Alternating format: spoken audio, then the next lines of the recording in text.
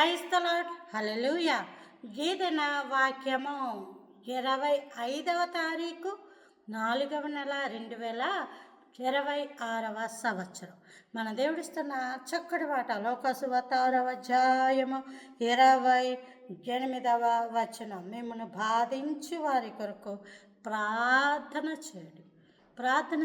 ఎవరైతే బాధపడుతున్నారో, ఎవరైతే మిమ్మల్ని హింసిస్తున్నారో ప్రార్థన చేయండి. దేవా, నన్ను కనికరించు, నన్ను విడిపించు, నాకు చక్కటి సమయం ఇవ్వండి, నన్ను విడిపించు ప్రభు అని మీరు అనుకున్నట్లయితే గొల్యాతు 40 రోజులు ఇశ్రాయేలు ప్రజలకి తన్ను తాను అగపరుచుకొనుచు భయంకరమైన మాటలు, అన్ని కాదు మాటలు అంటున్నప్పుడు ధైర్యంగా వెళ్ళి ఎదురు నించొని నువ్వెవడివి, మమ్మల్ని మా దేవుణ్ణి అనడానికి నువ్వెవరివి అని అడగడానికి ఆ కాలంలో ప్రవక్త ఎవరో వెళ్ళి వాళ్ళ ముందు నించోలా.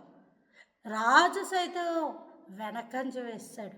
ఈ సైనికులే అంతవరకు వెళ్ళేవారు. అతన్ని చూసేసరికి గొల్యాతుని పరుగు పరుగు పరుగు పరుగున వచ్చేస్తూ ఉండేవారు. దావీదు ఒక్కడే వెనుకంజ వేయలేదు. మీకు ఈ మాటలు ఆలకించండి. మిమ్మల్ని బాధించి వారి కొరకు మీరు ప్రార్థన చేయాలి. ఎవరి నోర్లు అయితే మిమ్మల్ని తిట్టుకుంటున్నాయో దేవుడిని అడగండి.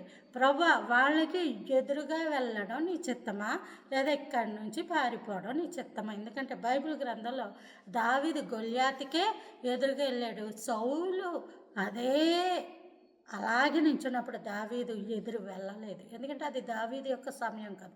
దావీదు వెళ్ళిపోయాడు, పారిపోయాడు. అరణ్యాలమ్మట, అడవులమ్మట, ఆ కొండల్లోని గుహల్లోని ఎక్కుతా అలా పరిగెట్టాడు. తన కుమారుడు కూడా అబ్షాలోము ఒకసారి దావీదుకి ఆపోజిట్గా నించున్నప్పుడు దావీదు ఎదురెళ్ళి యుద్ధము చేయలేదు. అక్కడ కూడా దావీదు పారిపోయాడు. కాబట్టి మనం వెళ్ళి యుద్ధం చేయాలా, లేదా ఆగిపోయి వెనక్కి వెళ్ళిపోవాలా, ఊరుకోవాలా? ఎందుకంటే మోషే కాలంలో ఈ నిర్గమాకాండంలో ఈ ఎర్ర సముద్రం ఉంది ముందున. ఈ ఇశ్రాయేలీయుల ప్రజలందరూ వచ్చేసి మోషతో అంటారు. మోషే అంటాడు, నువ్వు ఆగిపోక సాగిపో అంటాడు.